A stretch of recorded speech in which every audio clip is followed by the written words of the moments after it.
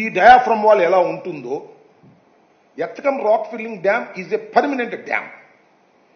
దానికి సీపేజ్ లేకోకుండా diaphragm wall వేస్తారు. ఆ డయాఫ్రమ్ వాల్తోనే వచ్చినటువంటి ఇబ్బంది వాళ్ళ. ఆ డయాఫ్రమ్ వాల్ వేసే ముందు కాఫర్ డ్యాములు వేస్తారు. కాఫర్ డ్యాములు వేసే ముందు నదిని డైవర్ట్ చేస్తారు. ఇది సింపుల్ లాజిక్. కానీ ఇందాక నేను చెప్పినట్టుగా చంద్రబాబు నాయుడు గారి ప్రభుత్వం అన్ని సైమల్టేనియస్ గా స్టార్ట్ చేసి డయాఫ్రమ్ వాల్ వేసేసి గ్యాప్ 2లో వేసేసి దీన్ని కాఫర్ డ్యాములు పునాదులైనటువంటివి దాన్ని అవే జెట్ గ్రౌటింగ్ వాల్స్ అవి వేస్తారు. Very temporary. అవి తీసేస్తారు, తర్వాత కొట్టుకుపోతాయి. అవి స్టార్ట్ చేశారు. అవి స్టార్ట్ చేసిన తరువాత నేను ఇక్కడ మనవి చేస్తున్నా, 2018 చంద్రబాబు నాయుడు గారు అధికారంలో ఉండంగానే డయాఫ్రమ్ వాల్ కంప్లీట్ అయిపోయిన తర్వాతే, కాఫర్ డ్యాములు కంప్లీట్ కాకముందే, ఎప్పుడైతే జెట్ రౌటింగ్ వాల్స్ అయిపోయినాయో వరద వచ్చింది. వరద వచ్చి డయాఫ్రమ్ వాల్ మీద ప్రవహించింది. దాని మీద జెట్ రౌటింగ్ మీద కూడా జెట్ రౌటింగ్ వాల్స్ మీద కూడా ప్రవహించింది. అప్పుడు కొద్దిగా దెబ్బతిన్నాయి. అది చెక్ చేసుకోలేదు. ఆ దెబ్బతిన్న వాటిని కొన్నేమో రిపేర్ చేశారు, కొన్నేమో రిపేర్ చేయకోకుండానే దాని మీద కాఫర్ డ్యాములు నిర్మాణం చేశారు. అందువల్లనే ఇవాళ సీపేజ్ వస్తుంది. భయంకరమైన సీపేజ్. ఆపలేకపోయే పరిస్థితి. కారణం ఏమిటని వీళ్ళు చెప్పారు, మేముగా చెప్పింది. రాష్ట్ర ప్రభుత్వంలో ఉన్నటువంటి వాళ్ళు కాదు చెప్పింది, కేంద్ర ప్రభుత్వంలో ఉన్న వాళ్ళు కాదు చెప్పింది. Expert panel committee, expert panel of expert చాలా స్పష్టంగా చెప్పింది ఏంటంటే, 2018లో వరద వచ్చినప్పుడు, వరద ప్రవహిస్తే కాఫర్ డ్యాములకు సంబంధించిన జెట్ గ్రౌటింగ్ వాల్స్ ని కొంత రిపేర్ చేసి మిగతా వాటిని రిపేర్ చేయకోకుండానే కాఫర్ డ్యాములు వేసే ప్రయత్నం చేశారు. ఎంత తప్పిదమండి ఇది? చిన్న విషయమా? విధ్వంసం ఇది కాదా? ఇంత పెద్ద ప్రాజెక్ట్, రాజశేఖర రెడ్డి గారు కళ్ళగల్ల ప్రాజెక్ట్, ప్రపంచంలోనే అత్యున్నతమైన ప్రాజెక్టుగా తీర్చిదిద్దబడే ప్రాజెక్ట్, చైనాలో ఉన్నటువంటి ప్రాజెక్ట్ కన్నా పెద్దదైన ప్రాజెక్ట్. అలాంటి ప్రాజెక్టుని ఎంత అలసత్వంగా చంద్రబాబు నాయుడు గారు ప్రవర్తించారు అనేది ఇక్కడ చాలా స్పష్టంగా అర్థమయ్యేటటువంటి అంశం. ఆ జెట్ రౌటింగ్ ని కరెక్ట్ చేయకోకుండానే వేసేటటువంటి ప్రయత్నం చేయటం చాలా దురదృష్టకరమైనటువంటి అంశం. అది చాలా స్పష్టంగా ఇవాళ ప్యానల్ ఎక్స్పర్ట్స్ చాలా స్పష్టంగా సిడబ్ల్యూసీకి ఇచ్చినటువంటి రిపోర్ట్ అని ఈ సందర్భంగా నేను మనవి చేస్తున్నాను. నెక్స్ట్ ఇదేమో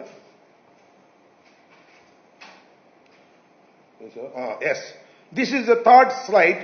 ఏమిటంటే జెట్ రౌటింగ్ వాల్ 200 నుంచి 260 మీటర్ల మధ్య దెబ్బతిన్న దాన్ని సామర్థ్యాన్ని పరీక్షించకుండా 2018 డిసెంబర్లో ఎగువ కాఫర్ డ్యాం పనులు చేపట్టడంపై నిపుణుల కమిటీ విస్మయం వ్యక్తం చేసింది, ఆశ్చర్యాన్ని వ్యక్తం చేసింది. ఏంటది? 200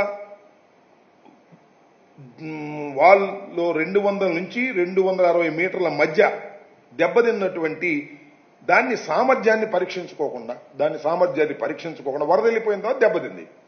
అది దెబ్బతిందా లేదా, దాని సామర్థ్యం ఉందా లేదా అనేది పరీక్షించుకోకుండా 2018 డిసెంబర్లో ఎగువ కాఫర్ డ్యాం పనులు చేపట్టేశారు. కాబట్టి దాని మీద కాఫర్ డ్యాంలో వేసేశారు. అంటే హర్రీ. ఎందుకంటే హర్రీ, తొందరగా పూర్తి చేయాలి. తొందరగా పూర్తి చేయాలంటే దేనికి? నిజంగా నీళ్ళు ఇద్దానికి అనుకున్నారా? కాదు. తొందరగా పూర్తి చేస్తే బిల్లు అయింది, బిల్లు అయితే కమిషన్ వస్తుంది, కమిషన్ వస్తే కాజేయచ్చు. ఇదే తాపత్రయంతో దాన్ని చేసినటువంటి విషయాన్ని నేను చెప్తున్నటువంటి అంశం కాదు, చాలా క్లియర్ గా ఒకసారి అందరికీ చదివితే అర్థమవుతుందని కూడా నేను ఈ సందర్భంగా చెప్పదలుచుకున్నాను. అలా చేసేటటువంటి ప్రయత్నం చేశారు. నెక్స్ట్ ఫోర్త్ ఇది yes, this is called total గా ఉన్నది చూశారంటే, దిస్ ఈజ్ కాల్డ్ గ్యాప్ 2లో ఉన్నటువంటి డయాఫ్రమ్ వాల్. మొత్తం టోటల్ గా ఉన్నటువంటి డయాఫ్రమ్, కొన్ని చోట్ల లోపలగా ఉంది డయాఫ్రమ్ వాల్, కొన్ని చోట్ల పైకి ఉంది. దానికి కారణం ఏంటంటే, ఎక్కడైతే రాక్ తగిలిద్దో అంత దూరం వెళ్ళిపోద్ది డయాఫ్రమ్ వాల్. ఈ diaphragm wall is very very permanent. మొత్తం పోలవరంలో స్పిల్వే తరువాత అత్యంత కీలకమైనటువంటి ఏదైనా ఉన్నది అంటే, పని ఉందంటే అది డయాఫ్రమ్ వాల్. ఈ డయాఫ్రమ్ వాల్ మీదే ఎత్తకం రాక్ ఫిల్లింగ్ డ్యామ్ కడతారు. ఎత్తకం రాక్ ఫిల్లింగ్ డ్యామ్ కి నీరు తట్టి కింద నుంచి సీపేజ్ వెళ్లకోకుండా ఉండటం కోసం ఈ డయాఫ్రమ్ వాల్ అనేదాన్ని వెయ్యాలని నిపుణులు నిర్ధారణ చేశారు. ఇది చాలా చాలా ఇంపార్టెంట్ అయింది. ఈ ఇంపార్టెంట్ అయింది దెబ్బతిన్నటువంటి పరిస్థితి.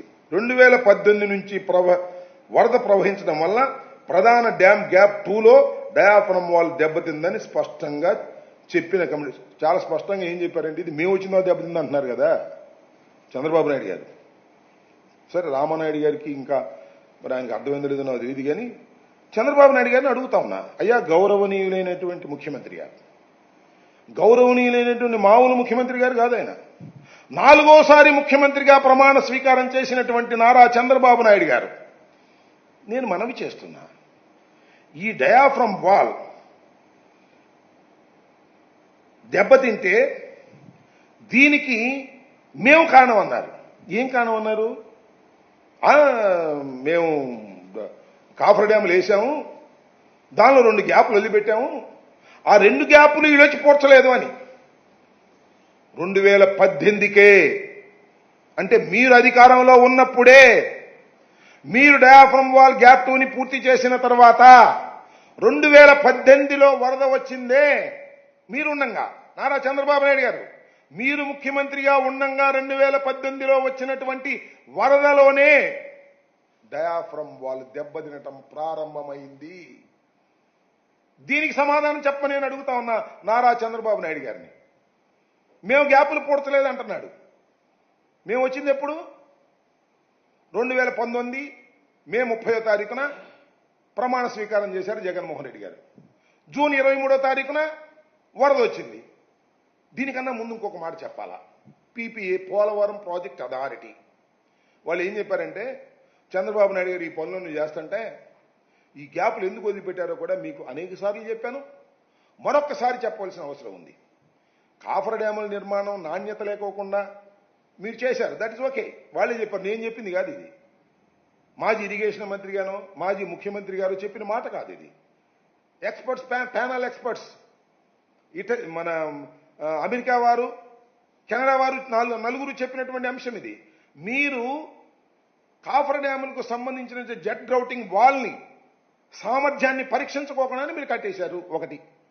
రెండవది గ్యాపులు ఎందుకు పొడవలేదు? మేము పొడవగలుగుతాం గ్యాపులు. మేము వచ్చి 30వ తారీఖున వచ్చాం, జూన్ 23న వస్తుంది. దీనికన్నా మించి ఇంకొక మాట చెప్తా. పీపీఏ పోలవరం ప్రాజెక్ట్ అథారిటీ వాళ్ళు ఏమన్నారంటే, ఈ గ్యాపులు పూడిస్తే, ఎప్పుడైతే గ్యాపులు పూడిస్తే ఏమైంది, నీరు ఇటు నుంచి ప్రవహించదు. వెల్, ప్రవహించకపోతే డయాఫ్రమ్ వాల్ దెబ్బతిందు. ఇటు నుంచి ప్రవహించాలి. స్పిల్వే కంప్లీట్ కాలేదు, స్పిల్వే కూడా అప్పుడే ప్రారంభించావు, అది కంప్లీట్గా అటు ప్రవహించదు. ఏమైంది? ఎగుదన్నిది వాటర్, పొంగిపోద్ది. పొంగిపోతే 54 విలేజెస్ నదీ గర్భంలో ఉన్న ఎత్తు ప్రాంతంలో ఉన్నటువంటి 54 విలేజెస్ మునిగిపోతాయి.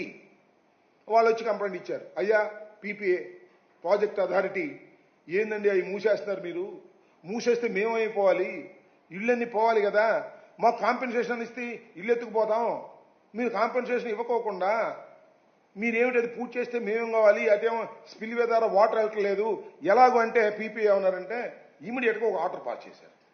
చూస్తే తెలుస్తుంది పీపీఏ చేసినటువంటి ఆర్డర్. పనులన్నీ ఆపేయండి, ఆ గ్యాప్లు పోడ్చొద్దు అన్నారు. మిమ్మల్ని మీకు వర్తిస్తుంది. డిసెంబర్ 30వ తారీఖున 2019లో ముఖ్యమంత్రిగా ప్రమాణ స్వీకారం చేసినటువంటి జగన్మోహన్ రెడ్డి గారి ప్రభుత్వానికి వర్తిస్తుంది పీపీఏ చెప్పినటువంటి అంశం. కాంట్రాక్టర్ మార్చారు, అందుకని చేయలేదు. నో, పీపీఏ చాలా స్పష్టంగా చెప్పినటువంటి ఆర్డర్ మీద ఏ ప్రభుత్వమైనా ఫాలో కావాలి. ఆర్డర్ ఎంత పుట్టింది? వాళ్ళు పుట్టించింది కాదు. అక్కడ ఉన్నటువంటి నిర్వాసితులు 54 గ్రామాలకు సంబంధించిన వారు కంప్లైంట్ చేస్తే వాళ్ళు ఇచ్చారు, పోర్చలేదు. అవి పోర్చకపోవడం వల్ల కొట్టుకుపోయింది ఏహో అని చెప్పి చంద్రబాబు నాయుడు గారు ప్రచారం చేసేటటువంటి కార్యక్రమం చేస్తున్నారు. అది కాదు. ఖచ్చితంగా అంటే ఇంకా చాలా క్లియర్గా అర్థమయ్యే అంశం ఏంటంటే 2018కి వరద వచ్చేటప్పటికే దెబ్బతినిపోయిందని చెప్పారు వాళ్ళు ప్యానల్ ఎక్స్పర్ట్స్. మేము చెప్పింది కాదు ఇది. అది కూడా ఇక్కడ మీరు గమనించాలి రాష్ట్ర ప్రజానీకం అని ఈ సందర్భంగా నేను మనవి చేస్తున్నాను. ఇంకోటి ఏమి 5th ఓకే, ప్రధాన డ్యాం నిర్మాణ ప్రాంతం మరియు కోత గురి కాకుండా 220 తర్వాత రాష్ట్ర ప్రభుత్వం అక్కడ రక్షణ చర్యలు చేపట్టిందని పేర్కొన్నారు. ఆ రాష్ట్ర ప్రభుత్వం ఎవరికి వాళ్ళకి తెలియదులే. ఎవరికి? ప్యానల్ ఎక్స్పర్ట్స్కి జగన్మోహన్ రెడ్డి గారు తెలియాల్సిన అవసరం లేదు, చంద్రబాబు నాయుడు గారు తెలియాల్సిన అవసరం లేదు. ఇక్కడికి వచ్చిన తర్వాత వాళ్ళని పేర్లు విన్నారే కానీ వాళ్ళు ఇటలీ, మన అమెరికా వాళ్ళు, కెనడా వాళ్ళు కాబట్టి వాళ్ళు ఏం చెప్పారంటే 220 వరదల తర్వాత రాష్ట్ర ప్రభుత్వం అక్కడ రక్షణ చర్యలు చేపట్టింది. 220 తర్వాత నేను చాలా స్పష్టంగా చెప్తున్నాను, 2019లో ప్రభుత్వం వచ్చిన తర్వాత ముఖ్యమంత్రిగా జగన్మోహన్ రెడ్డి గారు ప్రమాణ స్వీకారం చేసిన తర్వాత మేము చేసినటువంటి మొట్టమొదటి కార్యక్రమం ఏమిటంటే we have completed the spillway. నేను మనవి చేస్తున్నాను.